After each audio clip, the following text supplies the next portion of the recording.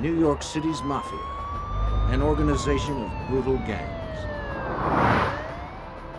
To gain wealth and power, members strong-arm businesses and kill anyone in their way. John Gotti was one of organized crime's fiercest members. He wanted to rule New York City. The FBI had to stop him.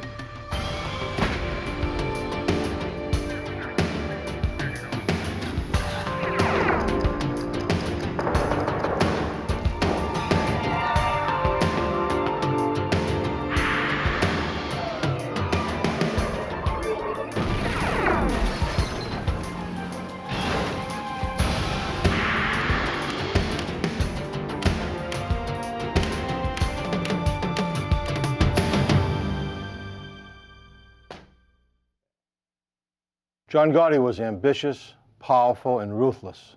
He ruled with flash and conspicuous style, playing celebrity with the media and cat and mouse with the FBI. They called John Gotti the Teflon Don. Serious charges just wouldn't stick. I'm Jim Kallstrom, former director of the FBI's New York office.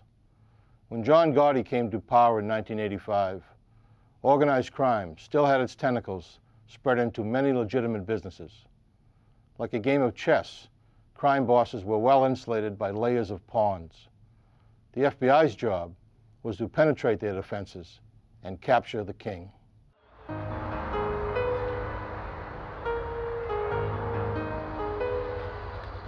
New York is the home of organized crime in America. Through intimidation, terror, and murder, the 5 families that make up New York's Mafia have corrupted labor unions, run extortion rackets, and infiltrated almost every major industry in the city.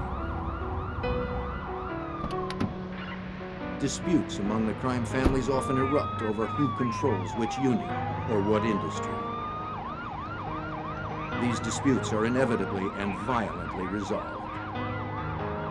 By the 1970s, the Gambino family had emerged as the most violent and the most powerful crime family in the nation. As that decade came to an end, the FBI decided it was time to stop the Mafia's reign of terror. The Bureau's New York office set up 5 squads assigned to investigate and bring down each criminal family.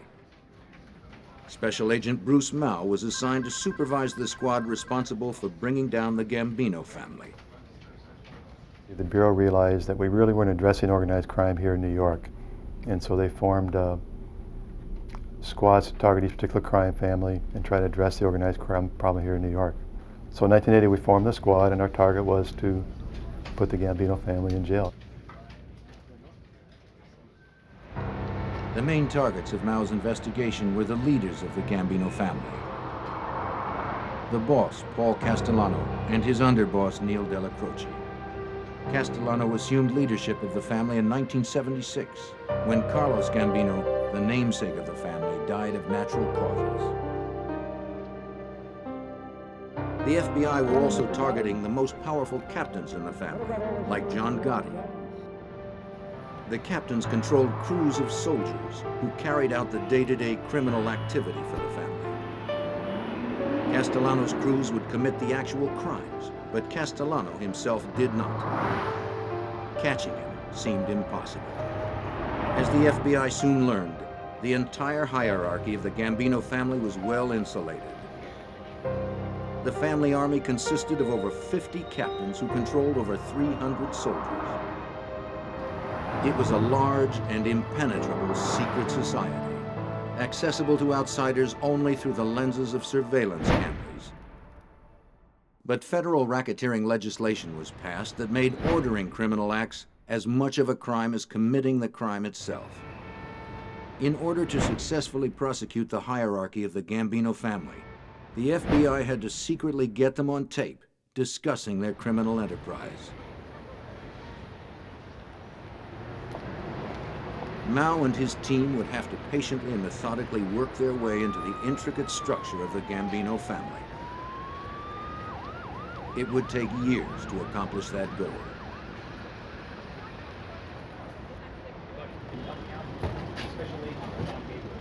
agents tried to learn more by speaking to residents in the neighborhoods where mob activity was prevalent.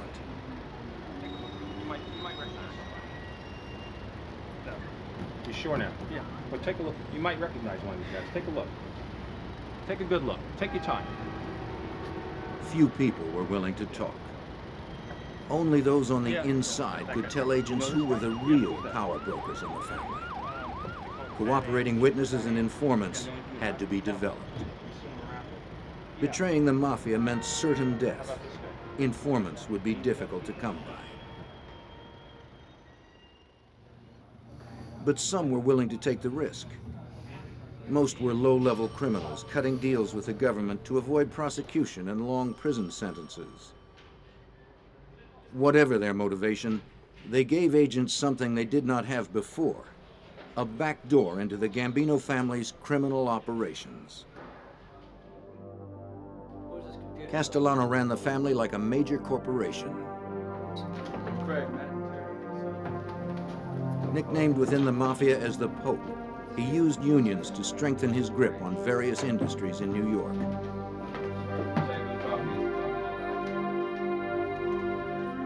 Louis Gambino, head of the FBI's New York office, is an expert on organized crime. One of the most influential things that the Gambino family did was the control of the labor unions in New York City. They exerted at one time tremendous influence in terms of the Longshoremen's Union, in terms of construction industry trade unions, and in terms of the Teamsters and trucking. By controlling the trade unions in New York City, the Gambino family was able to control construction and certainly had a great influence in the garment center. And that generated a tremendous amount of financial base to the family. You know, that's paper trail. Castellano knew how to keep his interests under control. Castellano also realized how important it was to rule by fear and terror, so he had several enforcement arms of the family. He had a crew that was famous for killing people, dismembering bodies, and doing all sorts of horrid things. So even though Castellano was known as a businessman's Don, he was a tough guy. He had a hair trigger and temper, and he'd kill you at the drop of a hat. Getting to Castellano directly would be very difficult.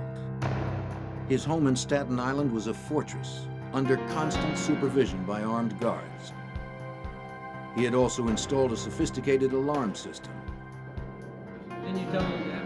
Agents had no solid evidence to suggest that Castellano conducted criminal business in his home. Without such proof, a court would never authorize an FBI bug or a phone wiretap inside the home. Agents hit the streets. They hoped to find one weak link to exploit, one person in the family who made himself vulnerable to electronic surveillance. They learned through informants about a Gambino family crew headed by John Gotti that operated in Queens, headquartered in a private social club called the Bergen Hunt and Fish Club.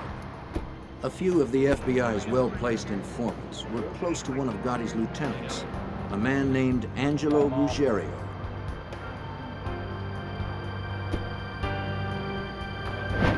Though known on the streets as the most vicious gang in the Gambino family, agents believed they found their weak link in Gotti's crew.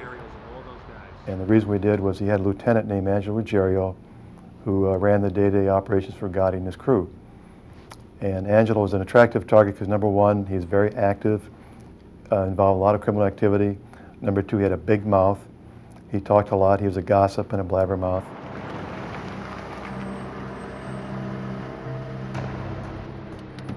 Mal quickly established surveillance teams to identify, record, and log every person who entered the Bergen Club.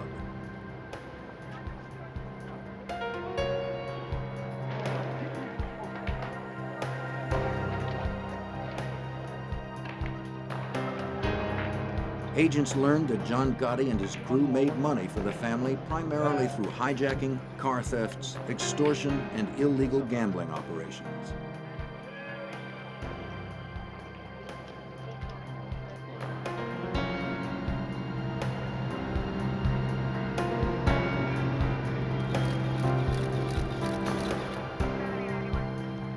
Informants told agents that Ruggiero sometimes discussed family business on his daughter's phone. He believed the line listed in her name to be free of FBI bugs.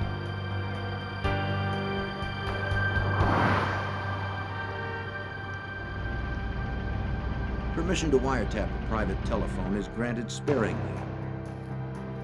Agents must convince a federal judge that the target is engaged in criminal activities and that the wiretap is likely to produce more evidence.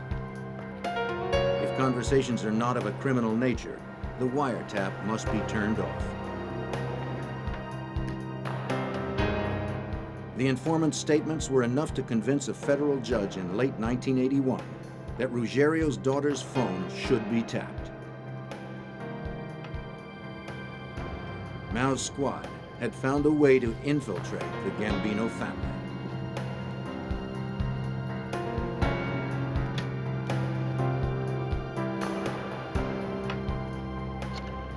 The wiretapping of Ruggerio's phone proved to be one of the most successful wiretaps in FBI history. The conversations overheard by the FBI were damning. But agents learned that Ruggiero also held meetings in his home with Gambino members. Mao and his squad had enough evidence to justify placing a microphone in Ruggerio's home. Agents slipped in, installed the bugs in his dining room, and left without a trace.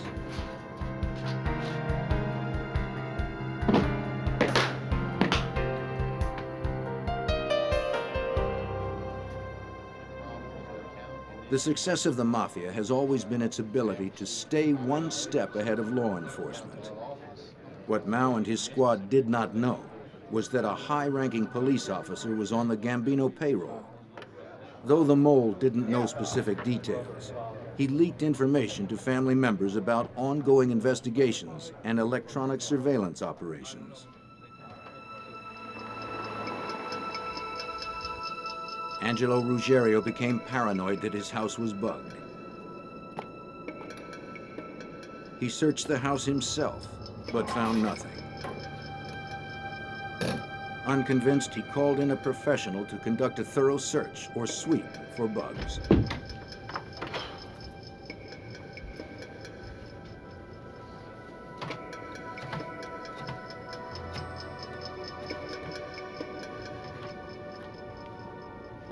Yeah, I need someone to come sweep my house, please. Ruggiero ordered the sweep on the tapped 2345. telephone. When the FBI heard the conversation, they knew they had a crisis. 2345 Richmond Street. Got a problem. The phone tap inside the home was immediately turned off to avoid detection. All that work. If discovered, it would destroy weeks of diligent work and send the squad back to square one. And there were no targets as talkative as Ruggiero. Yeah, just come right here. Okay. The sweeper arrived with the most sophisticated electronic detection equipment available. Yeah, sounds good.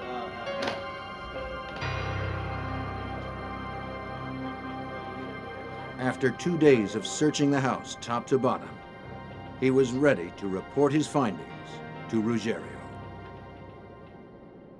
2 days after Ruggiero's house was searched for bugs, agents arrested the man who conducted the sweep of his house. What they learned was indeed shocking. He charged Ruggiero thousands of dollars for his services, but none of his detection equipment worked. He had swindled the mob. Fortunately, he had told Ruggiero his house was clean. It was a lucky break for the FBI. Not only had their bugs not been discovered, but now Ruggiero felt confident to speak freely in his house. And he did so with abandon, right into the FBI microphones. Slowly, the FBI was getting closer to the Gambino family hierarchy. To agents, the conversations were a gold mine. As Ruggiero met with his mob partners, the FBI learned of a major heroin trafficking operation conducted by Ruggiero and John Gotti's younger brother, Eugene. Over a 6-month period, Angelo and Eugene Gotti had distributed over 50 kilos of heroin in New York alone. The FBI had every last detail on tape. There was a Mafia rule in effect that dealing drugs was strictly prohibited. The punishment for getting caught was execution. No appeal, no trial. Ruggiero did not have the boss's permission to deal drugs, and he knew the consequences.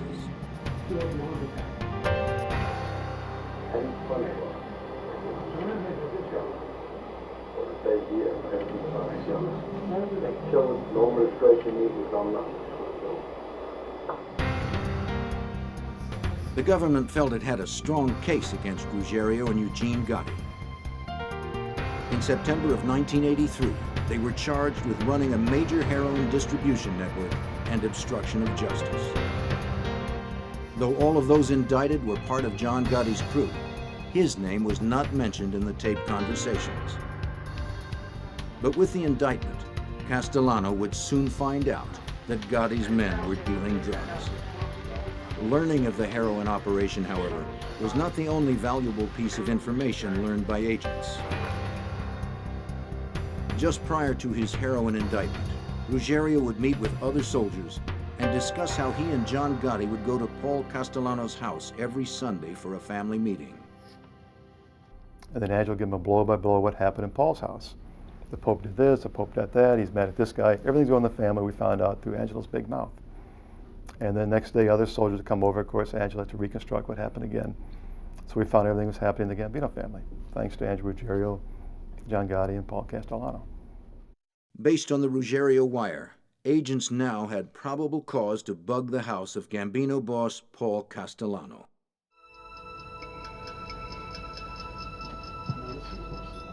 Getting into Castellano's house took detailed planning and methodical execution.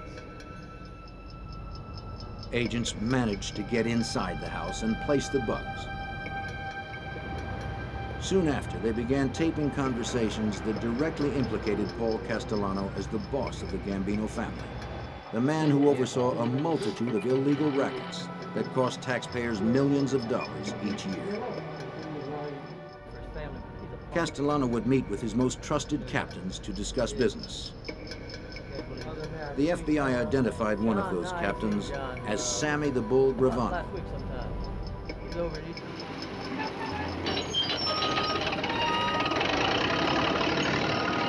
As his nickname implied, the Bull was both strong and aggressive. He was a boxer and a bodybuilder.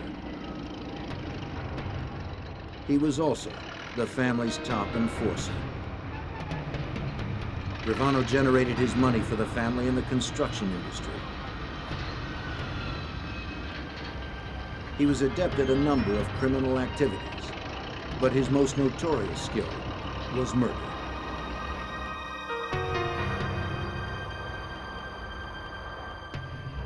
As the FBI continued to investigate powerful captains in the family like John Gotti and Sammy the Bull, their sights remained focused on the boss.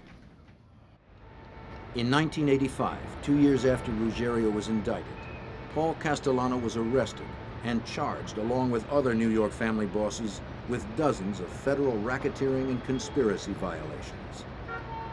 Out on bail, Castellano continued to run the family, though his attention seemed focused on how to beat the government's case against him. John Gotti was also facing his own legal troubles. An independent investigation led by the U.S. Attorney's Office ended with Gotti and his mentor, underboss Neil Della Croce, being charged with several counts of racketeering. Della Croce and Gotti were released on bail, allowing them to continue their criminal operations.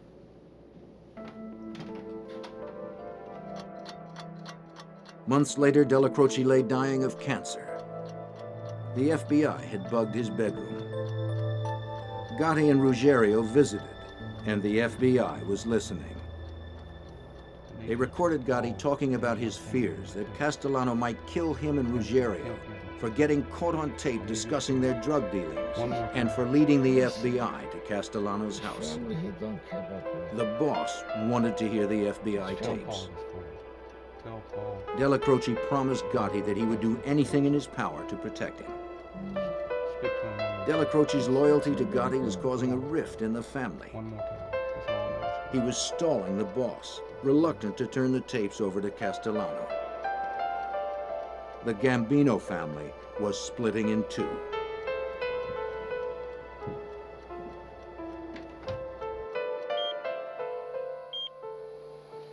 Then, in early December of 1985, Neil Della Croce, the Gambino family's second in command, died of cancer in his home.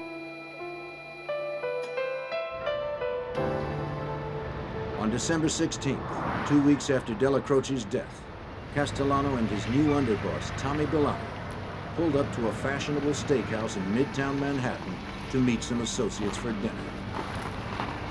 As they started to exit the car, several men approached them and began firing.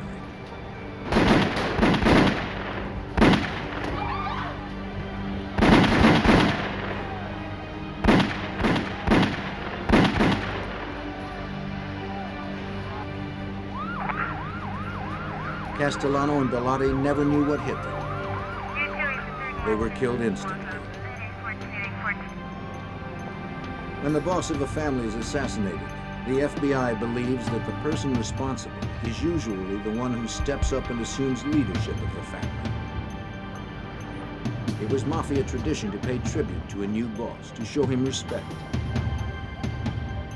2 weeks after the murder, agents watched a parade of high-level Gambino family members enter the Bergen Hunt and Fish Club. They were meeting with John Gotti.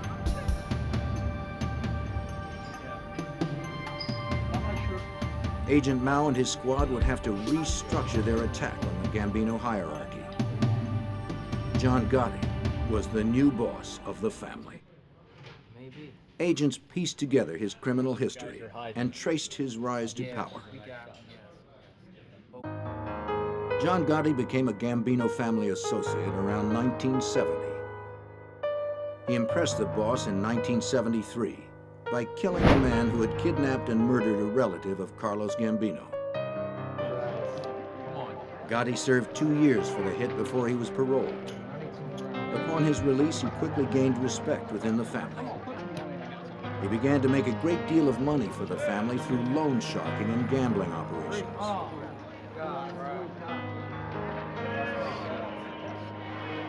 In his neighborhood, he became a hero of sorts, throwing huge 4th of July parties every year, complete with fireworks. Special Agent George Gabriel was assigned to Mao's squad in 1985. He quickly became an expert on John Gotti. He took care of if there were old ladies that were in need. If he had money in his pocket, he'd give it out. He was, in some respects, a Robin Hood in his neighborhood. And that's how he carried himself. But how did he make that money? By killing, by robbing, by manipulating, by bribing, by controlling rackets that he didn't have a right to control. And that's a side, when he didn't like you, when you fell on the wrong side of John, you died. I mean, there was no mercy. You died. There was no two ways about it. Gotti was now the king. He found himself in command of a multi-million-dollar crime network made up of scams he did not know existed. He had a lot to learn. With their bugs and surveillance, Special Agent Gabriel and the rest of the FBI squad learned right along with him. John Gotti took over that family. He had to learn what the rackets were, and as he's learning them, we're learning them. Who's got what industries, who's collecting from what unions. He's asking captains to give him a list of all the soldiers in there and their crews, so he could know who he's got in his family and how many. Gotti was the boss, but he still had legal troubles. 6 months after becoming the head of the family, he was sent to jail to await trial on loan sharking and gambling charges. Jail didn't slow him down, though. From his cell, Gotti ordered a murder. It was against Robert DiBernardo, who had been a close associate of Gotti. DiBernardo's assassination was set up by Angelo Ruggiero, who was still awaiting trial for his 1983 drug indictment. Angelo's one of the few guys who's got access to John in jail and tells him that Robert DiBernardo is talking subversive behind John's back, the boss's back. He's saying that John isn't fit as the boss and we should appoint somebody else as the boss. Angelo wants this done because Angelo owes Robert DiBernardo a lot of money and he doesn't want to pay him back. Oh, I was going over some of these contracts here. This public housing contract. We got some, On Gotti's behalf, Ruggiero asked Sammy the Bull Gravano to set up the hit. You want some coffee? Yeah, that'd be great. Give me some coffee. On June 5th, 1986, DiBernardo showed up for a meeting at Gravano's construction office. Everyone greeted him as usual. DiBernardo must have suspected nothing. You know, we got all those contracts.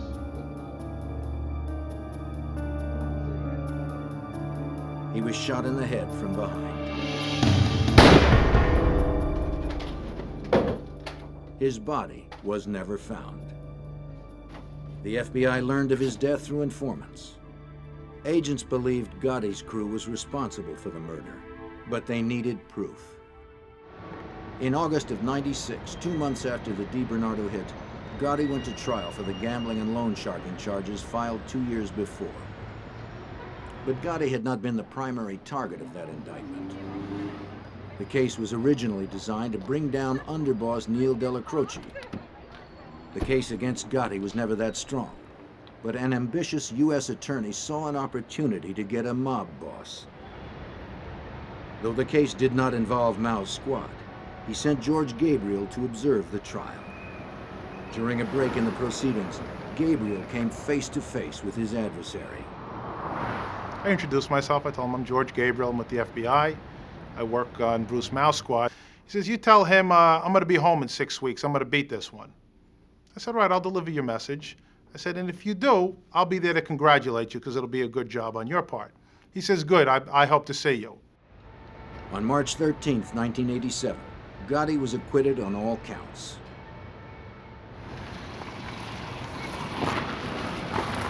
George Gabriel made good on his promise.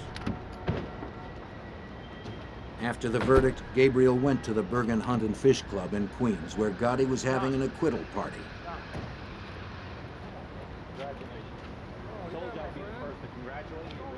He congratulated Gotti. To the press, the public, and to prosecutors, John Gotti seemed untouchable.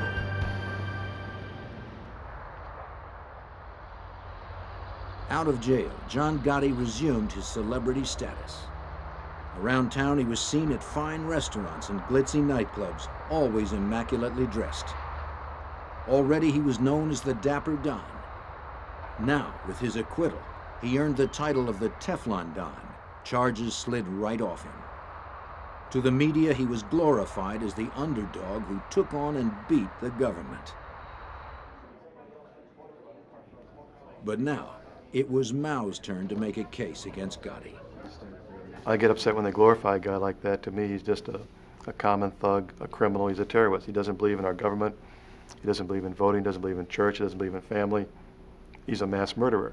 How can you glorify this guy here and make him a role model for your kids? It's very upsetting to me.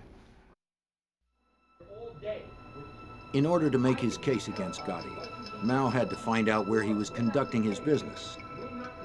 The FBI bugs planted at the Bergen Hunt and Fish Club had dried up. Since becoming boss, Gotti wasn't spending as much time there. The squad leaned hard on informants to find out where Gotti held his high-level meetings. It took 8 months, but in early 1988, they finally found Gotti's new headquarters. Gotti turned the Ravenite social club in Little Italy into his headquarters. It was a symbolic gesture on Gotti's part. The Ravenite was his mentor Neil Della Croce's old club. Here, Gotti would meet with his captains to conduct family business. Agents rented an apartment down the street from the Ravenite. A high-powered camera was installed to record all those who came and went from the club. In February of 1988, the FBI earned court approval to bug the Ravenite. With 30 or 40 people in the room, deciphering conversations was difficult.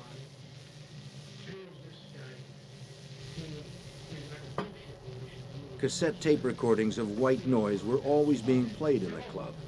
Hearing conversations through that was impossible. But the FBI had to have John Gotti's orders on tape in order to charge him with running the Gambino family.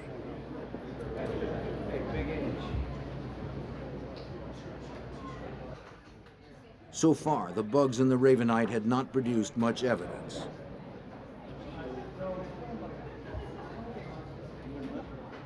Gotti always suspected he was being listened to by the FBI, and he found clever ways to avoid being overheard. John Gotti was notorious for going on what we described as a walk talk, where he and the person he had to discuss something secretive. Not all mob business is open to everybody in the mob.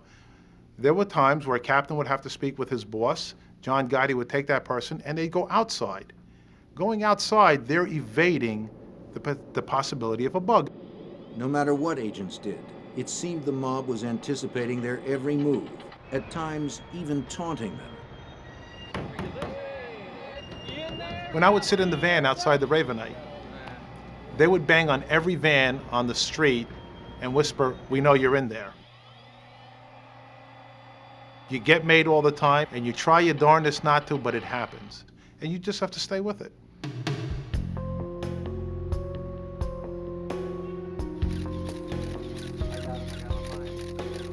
John Gotti ordered another hit out of range of the FBI bugs. This time, it was Louis Melito, a Gambino soldier whose loyalty to Gotti was suspect.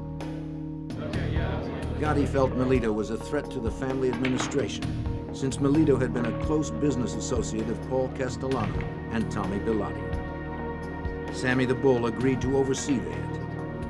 He too had little use for Melito. Sammy felt he was trying to move in on the construction industry. Melito was shot dead under Gravano's supervision, his body removed and never found.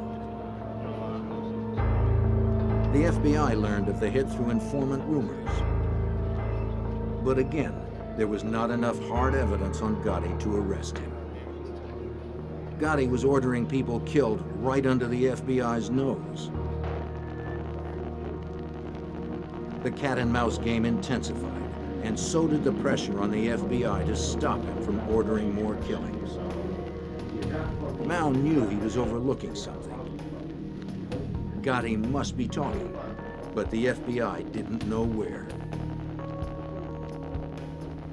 In December 1988, Bruce Mao decided it was time to shut down the wire and regroup.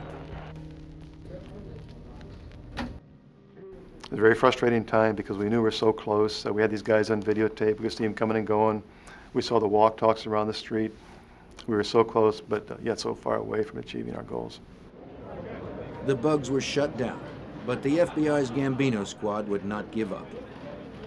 They developed a new informant who told them Gotti would sometimes be in deep conversation with one of his men in the Ravenite.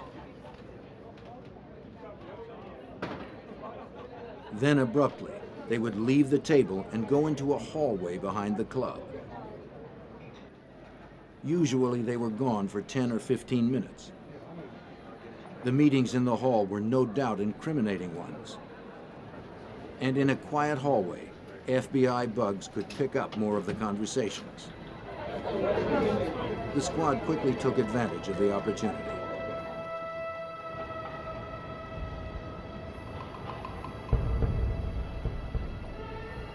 In October of 1989, agents bugged the hall.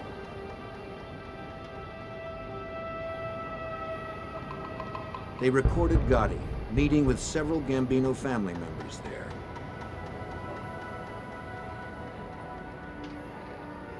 The bug produced some evidence against Gotti, but not the evidence they needed to put him away for life.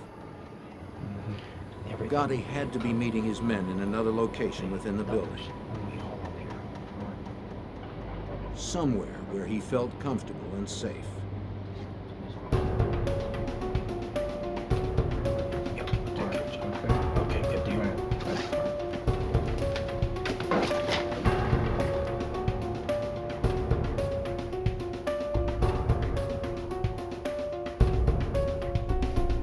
In the fall of 1989, agents learned from informants about another location within the building that Gotti frequented. Nettie Sorelli was a widow. Her husband, Michael, had been caretaker of the Ravenite club. When he died, she remained in the apartment they shared, just 2 floors above the club. It was believed that Gotti used Mrs. Sorelli's apartment to talk about sensitive family business. Getting into Mrs. Sorelli's apartment undetected was going to be a problem. She rarely left. As the FBI's Special Operations Squad tried to figure a way in, agents learned that Mrs. Sorelli would be leaving town for the Thanksgiving holiday.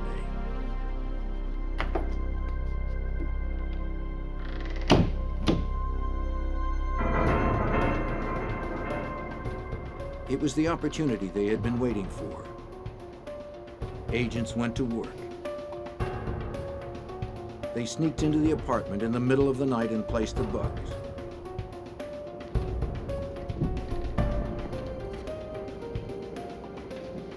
On November 30th, 1989, the first conversation taped in Mrs. Sorelli's apartment came over the wires. Crisp and clear, all participants talked freely. They spoke directly, using no code words or sign language like they often did when a bug was suspected. For weeks, agents listened in on the apartment conversations.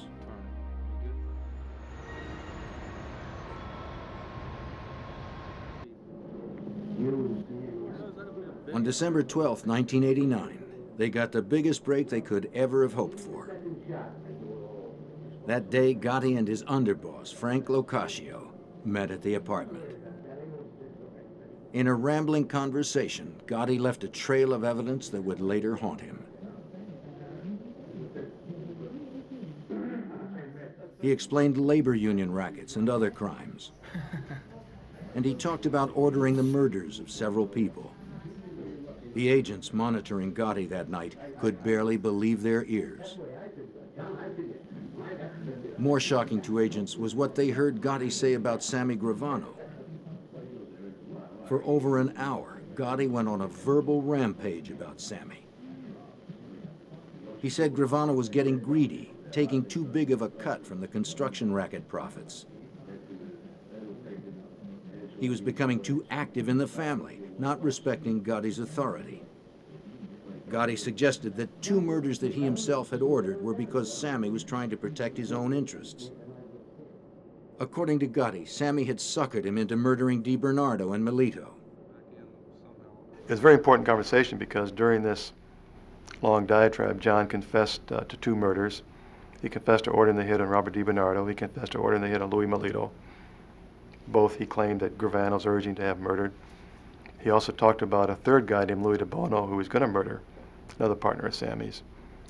John detailed also his control of different labor unions. He also detailed how much money he's making from different illegal activities. It was our smoking gun. It was the best tape of the entire electronic surveillance. After recording a few more conversations, the wire in the apartment was turned off in May of 1990. For Mao's Gambino squad, all the years of patience had finally paid off. They had the best evidence they could imagine, and it was John Gotti himself. Over the next few months, agents put together their case against Gotti. The case against the Gambino family hierarchy, which began a decade earlier, was ready to come to a close. On December 12, 1990, exactly a year after Gotti's fateful conversation, Special Agent George Gabriel and 2 others went to the Ravenite Social Club. Their purpose was to arrest John Gotti, Sammy Gravano, and Frank Locascio. Backup officers were close behind, or so Gabriel thought. When I went into the club to arrest them, they had just ordered coffee. And myself, my partner, and one of the police officers kind of accidentally went into the club ahead of the rest of the arrest team. We were about a minute ahead of everybody. So there we were in the classic, you know, we've got you surrounded, and we're looking behind us, and there was nobody there. But there wasn't a problem. Everybody complied with what we asked for. And either John or Sammy asked if they can have their cup of coffee, and I said, yeah, go ahead. We got plenty of time before we leave. On his way to be booked, Gotti asked Agent Gabriel what he was charged with. Gabriel ran down the list and told Gotti of the taped conversations, especially in the hallway in the apartment. At that, Gotti fell quiet. At a bail hearing a few days later, the three defendants heard excerpts from the FBI's tapes. They played a segment from the December 12th conversation. Sammy Gravano heard Gotti bashing his character. For the first time in his life, John Gotti was embarrassed. He was turning shades of blue and pink and trying to duck under the table. Sammy was turning red. You could tell he was hotter than a firecracker. And they kept looking at each other like, what's going on here? But that tape planted the seeds for the first time in Gravano's mind that he and John Gotti could never coexist, and one had to kill the other if they ever got out of jail. After hearing the tape, Gravano realized Gotti's defense strategy would be to blame him for the murders. Gravano was being set up as the fall guy. On November 8, 1991, Gravano decided to cooperate with the FBI and tell them everything he knew about the Gambino family. He filled in all of the details that were missing from the recordings about how he and Gotti committed crimes on behalf of the Gambino family, and managed to stay one step ahead of law enforcement. Gravano arranged payoffs to jurors and a high-level police officer who had been supplying Gotti with classified information. Both the jurors and the corrupt officer were indicted and given jail sentences. Gabriel finally learned why Gotti had been able to avoid successful prosecutions. He's out there in everybody's face. I beat the government. They've got nothing on me. Reality was he bought the jury. Sammy Gravano paid a juror $60,000 to throw that case. And that's how he wins his case. The question most in need of an answer concerned the Castellano assassination. Through Gravano, the FBI finally learned the truth. The seeds for Castellano's assassination were planted when Angelo Ruggiero and Eugene Gotti were indicted in the heroin distribution ring in 1983. The prohibited operation could no longer be kept quiet from the boss. Castellano learned that the government's case was based on FBI recordings of Ruggiero. Castellano was furious. He wanted to hear the tapes for himself. Events began to snowball. In 1984, the tapes were finally turned over to the defense. And for the first time, all the co-defendants and defense attorneys had all these tapes of Angelo blabbing about heroin trafficking, meetings at Castellano's house, commission meetings, et cetera, et cetera. So around 1984, Castellano, being the boss of the family, asked Ruggiero for a copy of the tapes. The tension between Gotti and Castellano was held in check by Della Croce. But when Della Croce died, the barriers were down.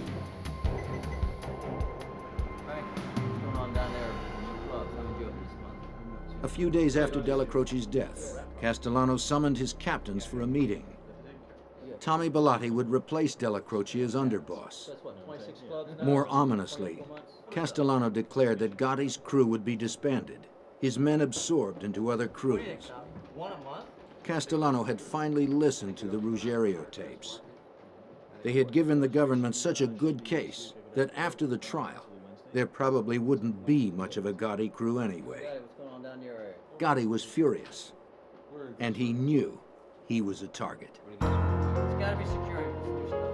There was grumbling among the ranks that Castellano was preoccupied with his legal problems and wasn't paying enough attention to the family.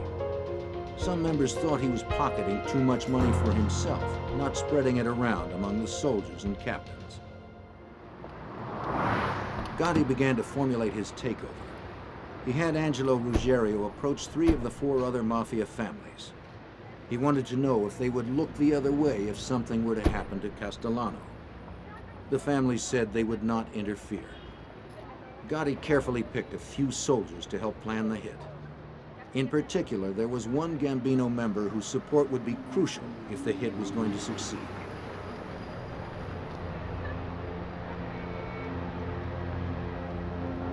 Ruggiero was sent to ask Sammy Gravano if he would participate in the murder of Castellano.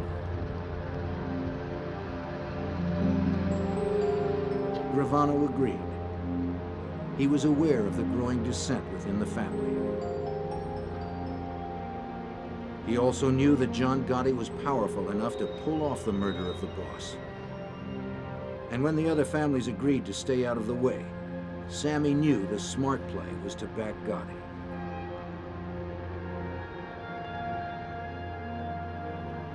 Gotti put together a team of 5 Gambino family members to plan Castellano's assassination. They called themselves the Fist of 5. Hitting the boss of the Mafia's largest family was a formidable task. The Fist would have to find Castellano away from his loyalists. And they knew that Castellano was under constant law enforcement scrutiny. He must be hid someplace where the FBI was not apt to be following him. Their best opportunity came in mid-December 1985. Castellano had asked 5 of his captains to meet him for dinner at Sparks Steakhouse in Midtown Manhattan. But one of the captains was a member of the Fist. The night before the planned hit, the Fist convened at a construction office used by Gravano.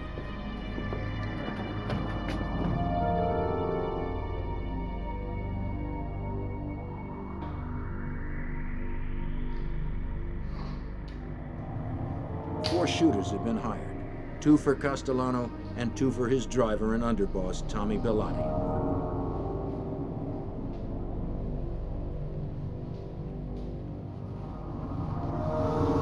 The murders had been meticulously planned. On December 16th, the team gathered in a park about a mile from Sparks. The 4 shooters dressed alike, in black Russian hats and light-colored trench coats. If seen by witnesses, they were more likely to be remembered for what they wore rather than their faces. The primary shooters were to pair off just outside Sparks. Angelo Ruggiero was one of 4 backups who would block all avenues of escape. Gotti and Gravano would observe from down the street in their parked car, ready to shoot if necessary. If something went wrong, if they missed on the street, they were to move into Sparks, firing until Castellano and Bellotti were killed. No matter who got in the way, Castellano and Bellotti had to die. It was dusk when Gotti and Gravano headed towards Sparks Steakhouse.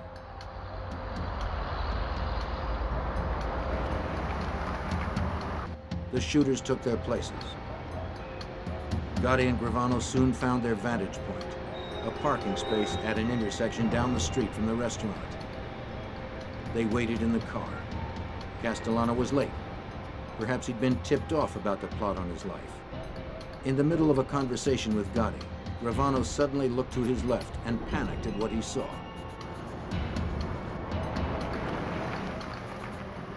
It was a black Lincoln with Bellotti at the wheel and Castellano beside him. For one moment, Gravano and Gotti thought they would be seen.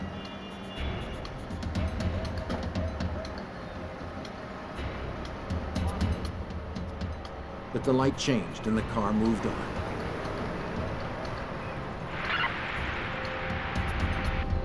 Gravano radioed ahead. It was time.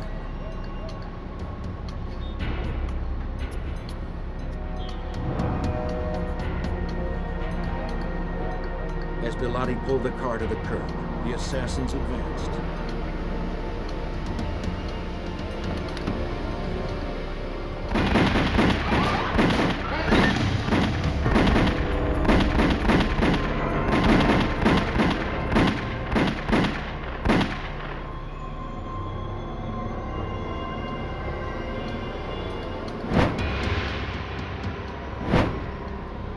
Paul Castellano and Tommy Bellotti lay outside the car, each shot by 6 bullets.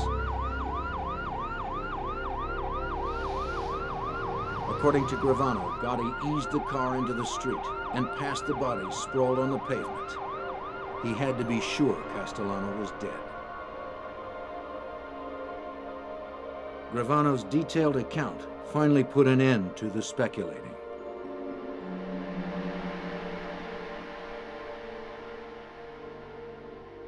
As part of his plea bargain, Gravano testified against his former boss. He admitted to his role in 19 mob-related murders. He served 5 years in prison and voluntarily entered the Witness Protection Program. On April 2, 1992, John Gotti was convicted of 5 murders, including Paul Castellano's and Tommy Bilotta's. He also was found guilty of other crimes under the umbrella of obstruction of justice and racketeering. They included bribery of a police officer, jury tampering, gambling, bookmaking, tax evasion, and attempted murder. John Gotti lived out his life in federal custody, stripped of his audience, his expensive suits, and his flamboyant style. He died in a prison hospital on June 10th, 2002. The FBI crackdown on organized crime is working. Louis Scialiro, head of the New York office, is optimistic about New York's future. People today, I think, can build a building in New York City without being shaken down by a Cosa Nostra family. I think a restaurant in New York City could have their garbage picked up without fearing that they will be shaken down if they don't pick a particular carter. People today can compete on the Fulton Fish Market without the necessity of paying off one of the particular New York crime families. So we've come a long way. There is certainly a lot of things that left to be done, but I think people generally in New York City certainly are starting to feel the effects of this effort. The battle rages on in New York City. Mafia families continue to plunder, continue to kill. But because of the ceaseless efforts of the FBI, the people of New York are beginning to feel relief as more and more mobsters like John Gotti are taken off the streets.